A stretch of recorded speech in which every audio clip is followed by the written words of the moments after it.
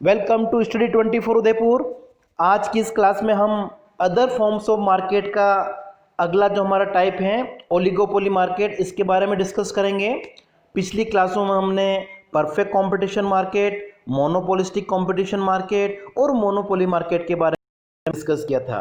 अब देखिए oligopoly market की अगर हम बात करें तो ओलिगोपोली मार्केट का मतलब क्या हो गया, मार्केट की ऐसी सिचुएशन जिसमें किसी प्रोडक्ट का या जो होमोजीनियस प्रोडक्ट है उसको सेल करने वाली फर्मों की संख्या क्या होती है, बहुत कम होती हैं। फ्यू सेलर्स होते हैं, ठीक है, जो विक्रेता हैं, सेलर्स हैं, या फर्म्स हम कह सकते हैं, प्रोड्यूसर कह सकते हैं। जब किसी प्रोडक्ट को सेल करने वाले जो फर्म्स है, नंबर ऑफ फर्म्स क्या होती हैं, बहुत कम होती हैं। फ्यू सेलर्स हम कह सकते हैं, 8-10 कह सकते हैं, ठीक है, बहुत ज्यादा नहीं होते कहने का मतलब। तो ऐसी मार्केट सिचुएशन को हम क्या कहते हैं, ओलिगोपोली मार्केट। अब देखिए मार्केट में जब किसी प्रोडक्ट के जो सेलर्स हैं वो बहुत कम होते हैं, ठीक है, उसकी जो फर्म्स हैं उसको बेचने वाली अगर वो बहुत कम होती हैं, तो ऐसी कंडीशन में क्या होता है, एक फर्म जो आउटपुट और जो प्राइस है अपने प्रोडक्ट की उसमें अगर वो चेंज करती हैं तो इसका दूसरे के ऊपर इफेक्ट पड़ता है। मतलब क्या हो गया, इसमें जो कम फर्में होती हैं वो एक दूसरे के ऊपर इंटरडिपेंडेंट होती है। मतलब एक फर्म अपनी पॉलिसी में अगर चेंज करती हैं प्राइस या आउटपुट पॉलिसी में, तो दूसरी फर्मों को भी क्या करना पड़ता है, अपनी प्राइस और आउटपुट की जो पॉलिसी है उसमें चेंज करना पड़ता है। इसको हम क्या कहते हैं, इंटरडिपेंडेंस। तो जो ओलिगोपोली मार्केट है इसमें नंबर ऑफ फर्म्स, ठीक है, किसी प्रोडक्ट को सेल करने वाली जो फर्म से बनाने वाली वो क्या होती है, बहुत कम होती हैं और वो एक दूसरे के ऊपर इंटरडिपेंडेंट होती है, एक दूसरे के ऊपर वो निर्भर होती हैं। अगर इंडिया की अगर हम बात करें तो इंडिया में जैसे ऑटोमोबाइल्स हो गया, आपका सीमेंट हो गया, स्टील हो गया, एल्यूमिनियम हो गया, मोबाइल सर्विस प्रोवाइड करने वाली जो फर्म्स हैं, मतलब ये जो कुछ एग्जांपल्स है वो किसको बताते हैं, ओलिगोपोली मार्केट को। ठीक है, ओलिगोपोली मार्केट में क्या होता है, किसी प्रोडक्ट को सेल करने वाली जो बिग फर्म से बड़ी बड़ी फर्में जो होती हैं वो क्या होती हैं, बहुत कम होती हैं। और बहुत कम होने से क्या होता है, सभी फर्में एक दूसरे के ऊपर डिपेंडेंट होती हैं। अगर ऐसा नहीं होगा, अगर एक फर्म क्या सोचती हैं, वो प्राइस को कम करके मार्केट में ज़्यादा शेयर अपना जो प्रोडक्ट है वो ज़्यादा सेल कर दें, तो ऐसा नहीं हो सकता है, क्योंकि दूसरी जो फर्में हैं उनका मार्केट शेयर क्या होगा, इससे कम हो जाएगा। तो दूसरी फर्म भी क्या करेगी, प्राइस जो है अपने प्रोडक्ट की उसको कम करनी पड़ेगी। मतलब इंटरडिपेंडेंसी जो होती है वो ओलिगोपोली मार्केट में पाई जाती है, क्योंकि फर्मों की संख्या क्या यहाँ पे कम होती है। क्लियर हो गया। तो ओलिगोपोली मार्केट का मतलब क्या हो गया, मार्केट की ऐसी सिचुएशन जिसमें किसी प्रोडक्ट को सेल करने वाले जो नंबर ऑफ फर्म्स से, नंबर ऑफ सेलर्स है वो क्या होते हैं, बहुत कम सेलर्स होते हैं, फ्यू सेलर्स होते हैं, और वो सभी एक दूसरे के ऊपर इंटरडिपेंडेंट होते हैं। अब देखिए इसके कौन कौन से फीचर्स हैं उनको हम देख लेते हैं। तो सबसे पहला जो फीचर हो गया वो क्या हो गया हमारा, फ्यू, जैसे हम कह सकते हैं फ्यू सेलर्स। ठीक है, फर्स्ट आप इसमें लिखा हुआ नहीं है, अगर आप चाहें तो ये देख सकते हैं कि ओलिगोपोली मार्केट में क्या होता है, किसी प्रोडक्ट को सेल करने वाली जो फर्म्स हैं, जो सेलर्स हैं वो क्या होते हैं, बहुत कम होते हैं। दूसरा हो गया आपका इंटरडिपेंडेंस। ठीक है, जो फ्यू सेलर्स होते हैं उनकी जो पॉलिसी होती हैं वो एक दूसरे को प्रभावित करती हैं। ठीक है, किस तरीके से प्रभावित करेगी, एक फर्म अगर सोचें कि वो मार्केट में अपना जो प्रोडक्ट है उसको वो साल ज़्यादा सेल करे, और ज़्यादा सेल करने के लिए वो क्या करती हैं, अगर जो प्राइस है अपने प्रोडक्ट की उसको कम करती हैं। अगर वो ऐसा सोचती हैं तो वो साथ साथ में क्या देखेगी, अगर वो फर्म अपने प्रोडक्ट की प्राइस कम करेगी तो जो मार्केट में दूसरी फर्में हैं क्या वो भी अपने प्रोडक्ट की प्राइस जो है वो कम करेगी। अपने प्रोडक्ट को ज़्यादा सेल करने के लिए वो जो एडवर्टाइजमेंट है उसके ऊपर वो ज़्यादा सेल करेगी, ज़्यादा मतलब खर्चा करेगी एडवर्टाइजमेंट के ऊपर, या फिर जो प्रोडक्ट वो बना रही हैं उसकी आउटपुट की जो क्वांटिटी है उसमें दूसरी फर्में जो है वो क्या करेगी, चेंज करेगी। मतलब एक फर्म अगर अपनी पॉलिसी में चेंज करती हैं तो दूसरी फर्मों की क्या रिएक्शन होगी उसके बारे में भी जो फर्म है वो एक तरह से सोचती हैं। तो इसका मतलब क्या हो गया, इसमें जो भी आउटपुट या प्राइस के बारे में जो डिसीजन होता है वो दूसरी फर्मों के डिसीजन के ऊपर भी डिपेंड करता, मतलब दूसरी फर्में जो हैं वो उसके ऊपर क्या रिएक्ट करेगी वो भी इसमें देखा जाता है। इसलिए इसको हम कहते हैं कि जो ओलिगोपोली मार्केट होता है उसमें जो कम फर्में हैं, नंबर ऑफ फर्म्स क्या एक तरह से कम होती हैं, लेकिन उनके जो डिसीजन होते हैं वो एक दूसरे के ऊपर डिपेंड होते हैं। फिर नेक्स्ट अगर हम फीचर की बात कर रहे हैं तो नेक्स्ट फीचर हमारा हो गया इसमें कंपटीशन। देखिए सभी फर्में, जो कुछ फर्में होती हैं वो सारी फर्में क्या चाहेगी, अपना जो प्रोडक्ट है मार्केट में वो ज़्यादा से ज़्यादा बिके। सभी फर्मों के द्वारा ये प्रयास किया जाएगा कि उनका जो प्रोडक्ट है वो मार्केट में ज़्यादा बिके, और अपने प्रोडक्ट को मार्केट में ज़्यादा बेचने के लिए वो क्या करेगी, अलग अलग जो स्कीम्स हैं, अलग अलग पॉलिसीज़ हैं, ठीक है, उनका वो यूज़ करेगी। और साथ ही साथ ये भी देखेगी कि जो दूसरी फर्में हैं, ठीक है, उनकी मार्केट में क्या पोजीशन है या वो मार्केट में क्या रिएक्शन कर सकती हैं। तो जब फर्मों की संख्या इसमें क्या होती है, बहुत कम होती है, तो ऐसी कंडीशन में इन फर्मों में आपस में कंपटीशन ज्यादा होता है। सभी फर्में अपने प्रोडक्ट को ज्यादा सेल करने के लिए काम करती रहती हैं।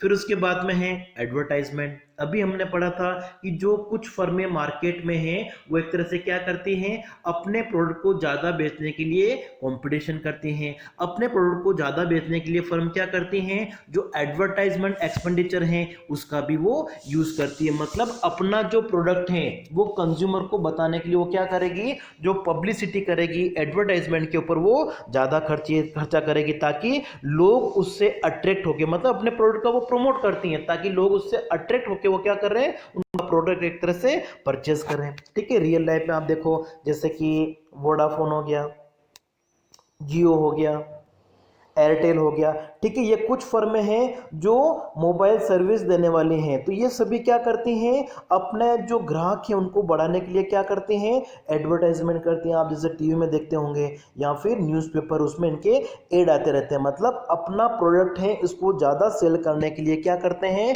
एडवर्टाइजमेंट करते हैं, और लोग जो कंज्यूमर है वो इससे अट्रैक्ट होकर क्या करते हैं, इनका जो प्रोडक्ट है वो परचेज करते हैं। फिर नेक्स्ट फीचर इसका है ओलिगोपोली मार्केट का, प्राइस रिजिडिटी, कि जो कुछ फर्में होती हैं उनमें कंपटीशन ज़्यादा होता है, अपने प्रोडक्ट को ज़्यादा सेल करने के लिए वो एडवर्टाइजमेंट करती हैं, लेकिन इसमें जो प्राइस होती हैं वो एक तरह से क्या होती हैं, प्राइस रिजिडिटी की कंडीशन होती हैं। क्यों, क्योंकि अगर एक फर्म सोचती है, ठीक है, अगर एक फर्म ने क्या सोचा कि वो अपने प्रोडक्ट की प्राइस जो है कट करके, प्राइस को कम करके जो क्वांटिटी है वो ज़्यादा सेल कर दें, ठीक है, तो ऐसा पॉसिबल नहीं हो सकता है, क्योंकि एक फर्म का जो ये डिसीजन है प्राइस कम करने का, मार्केट में जो दूसरी फर्म है वो भी क्या करेगी, इसको फॉलो करेगी। मतलब दूसरी फर्म भी क्या करेगी, अपने प्रोडक्ट की प्राइस को एक तरह से क्या कर देगी, कम कर देगी। और इसी कंडीशन में क्या होगा कि जो पहली फर्म ने प्राइस कम की है, क्या सोच के कि प्राइस कम करने से उसका जो प्रोडक्ट है वो मार्केट में ज़्यादा बिकेगा, ठीक है, लेकिन ऐसा नहीं हो पाता है। क्यों नहीं हो पाता है, क्योंकि जो दूसरी फर्में हैं वो भी एक तरह से क्या करती हैं, अपने प्रोडक्ट की जो प्राइस है वो कम कर देती हैं। कि एयरटेल ने जैसे कॉल रेट कम कर दिए हैं, ठीक है, या जो भी उसके रिचार्ज प्लान है उसकी रेट अगर कम कर दी है, तो दूसरी कंपनी मार्केट में उसका जो कंपटीटर है, माना कि जियो है, वो भी क्या करेगा, प्राइस में कम कर देगा, ठीक है। अगर ऐसा करेंगे तो इसी कंडीशन में क्या होगा, तो इसने सोचा था कि प्राइस में कम करके वो ज़्यादा प्रोडक्ट सेल कर दे, ऐसा नहीं हो पाता है। क्यों, क्योंकि दूसरी फर्मों ने भी क्या कर दी, अपने प्रोडक्ट की प्राइस को कम कर दी, इसलिए इसमें प्राइस एक तरह से क्या होती है, रिजिडिटी होती है। मतलब अब इस फर्म को लगेगा अगर मैं प्राइस कम कर दूंगा तो दूसरी फर्में हैं वो भी मार्केट में प्राइस कम कर देगी, जिससे क्या होगा, किसी को भी प्रॉफिट नहीं होगा। कि मतलब इसने सोचा था कि इसका प्रॉफिट बढ़ जाएगा ज़्यादा सेल करके, ठीक है, लेकिन ऐसा नहीं हो पाता है। और इसी वजह से क्या होता है, जो ओलिगोपोली मार्केट होता है उसमें प्रोडक्ट की प्राइस क्या होती है, कांस्टेंट होती है, ठीक है, प्राइस कांस्टेंट होती है, उसमें चेंजेस नहीं होता है। इसी को हम क्या कहते हैं, प्राइस रिजिडिटी।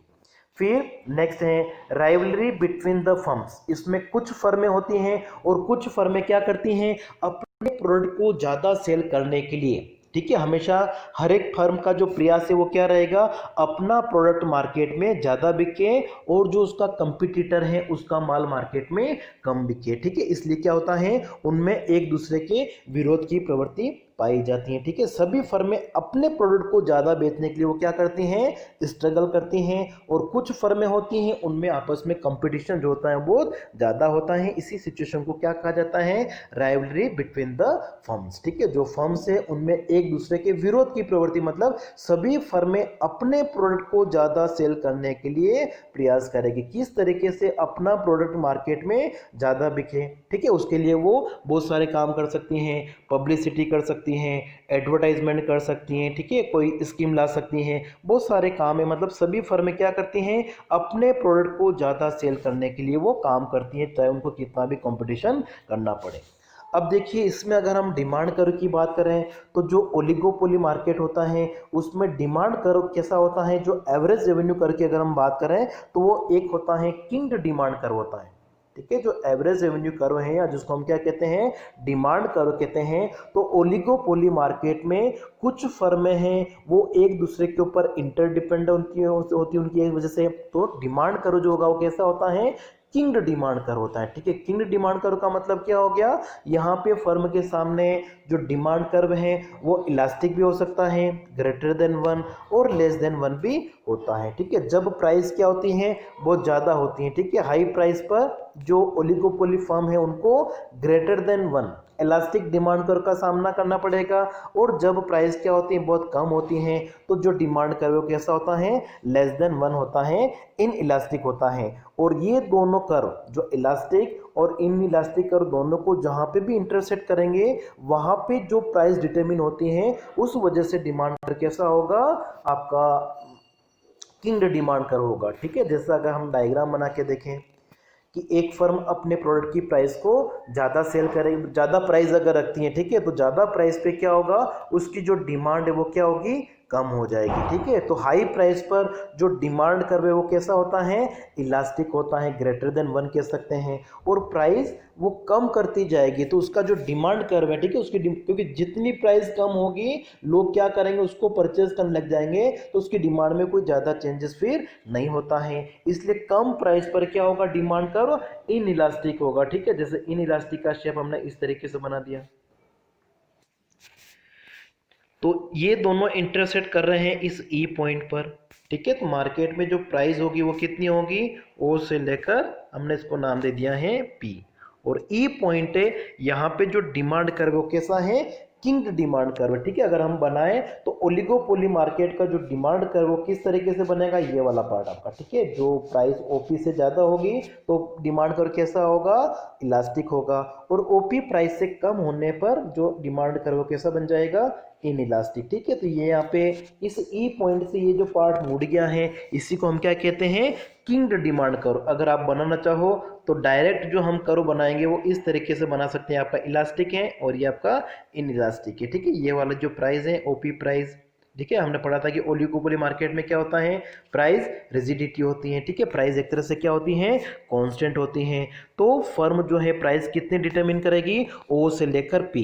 क्योंकि ओ से लेकर पी अगर कोई फर्म सोचती है कि वो प्राइस ओ से पी से ज़्यादा चार्ज कर लें, ठीक है, इस ओ पी से ज़्यादा प्राइस चार्ज कर लें, तो ऐसा नहीं हो सकता है। क्यों नहीं हो सकता है, क्योंकि दूसरी फर्म जो है अगर प्राइस कम नहीं करेगी तो ऐसी कंडीशन में क्या होगा, जिस फर्म ने अपने प्रोडक्ट की प्राइस बढ़ाई है उसको लोग कम परचेस करेंगे। ठीक है, अब लोग क्या करेंगे, जिसकी प्राइस कम है उसको परचेस करेंगे, तो प्राइस बढ़ाना क्या होगा, इसके लिए प्रॉफिटेबल नहीं होगा। लेकिन अगर ये फर्म सोचे कि मैं प्राइस कम कर दूं तो ऐसा भी नहीं हो सकता है, क्योंकि प्राइस कम करने पर दूसरी फर्में भी क्या करती है, उसके बदले में रिएक्शन करेगी, दूसरी फर्में भी प्राइस को कम कर देगी। ठीक है, इस वजह से इसमें प्राइस रिजिडिटी होती है, प्राइस कांस्टेंट होती है। और प्राइस कांस्टेंट होने की वजह से जो डिमांड कर्व है वो कैसा होता है, किंग्ड होता है। ठीक है, किंग का मतलब क्या हो गया, मुड़ा हुआ एक तरह से, जिसका ऊपर वाला जो पार्ट है वो कैसा होता है, इलास्टिक होता है, ये आपका ग्रेटर देन 1 वाला पार्ट है।